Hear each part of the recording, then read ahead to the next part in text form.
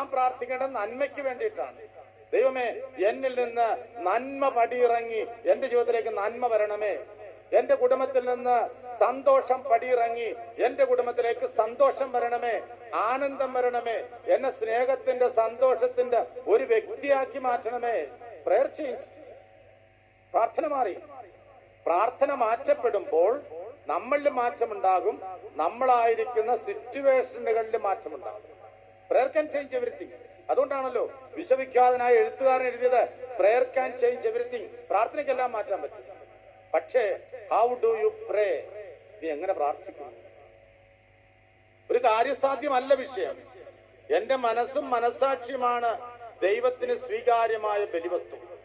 അത് നീ ഏറ്റവും കറക്റ്റായിട്ട് ദൈവത്തിന് ബലിയർപ്പിച്ചു, അത് നീ ബലിയായിട്ട് കൊടുത്തു. അങ്ങനെയെങ്കിൽ നമ്മുടെ പ്രാർത്ഥനകളൊക്കെ വളരെ ചെറുതാകും. ആ പ്രാർത്ഥന എന്താകും? ദൈവമേ, നിന്റെ ഇഷ്ടം നടക്കട്ടെ. ദൈവമേ, നിന്റെ ഇഷ്ടം നടക്കട്ടെ. ഞാൻ ഇവിടെ വന്നത് കർത്താവേ നിന്റെ ഇഷ്ടം നടത്താനാണെന്ന് തീരുമാനിക്കുന്നിടത്ത് നമ്മുടെ പ്രാർത്ഥനകൾക്ക് മാറ്റമുണ്ടാകും, നമ്മുടെ ലൈഫിൽ മാറ്റമുണ്ടാകും. നിന്റെ ഹിതം നടക്കട്ടെ. മകൻ പ്രാർത്ഥിച്ച അങ്ങനെയല്ലേ? പിതാവേ, എനിക്കൊരാഗ്രഹമുണ്ട്, ഈ പാനപാത്രം അതെന്റെ ഇഷ്ടമല്ല, പക്ഷെ എന്നാലും ബ്രാക്കറ്റിൽ കർത്താവ് ഇട്ടു, എന്റെ ഒരാഗ്രഹം ഇതാ, ഈ പാനപാത്രം ഇഫ് യു ക്യാൻ.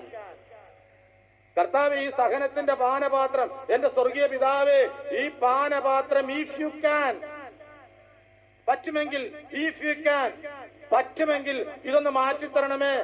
എന്നിട്ട് പറഞ്ഞു, it is not my will, thy will. എന്റെ ഇഷ്ടമല്ല, നിന്റെ ഇഷ്ടം. അതാണ് പ്രാർത്ഥന. നിന്റെ ഇഷ്ടം. സഹിക്കാനാണ് എന്റെ വിളിയെങ്കിൽ ഞാനത് സഹിക്കണം. എവിടം വരെ? മരണം വരെയെങ്കിൽ മരണം വരെ അത് ഏറ്റെടുക്കാൻ തയ്യാറാണെങ്കിൽ കർത്താവ് നിന്റെ പക്ഷത്ത്, നിന്റെ വ്യക്തി ജീവിതത്തില് അവൻ ഉറപ്പായിട്ടും നിനക്ക് സന്നിഹിതനാണ്. ഒരു വേദന വന്നു, ഒരു രോഗം വന്നു, അത് മാറിപ്പോകാനായിട്ട് ടെൻഷൻ അടിച്ച് പ്രാർത്ഥിക്കുമ്പോഴേ ആ രോഗം മാറും. ടെൻഷൻ കൊണ്ട് വേറെ പല രോഗങ്ങളും വരും.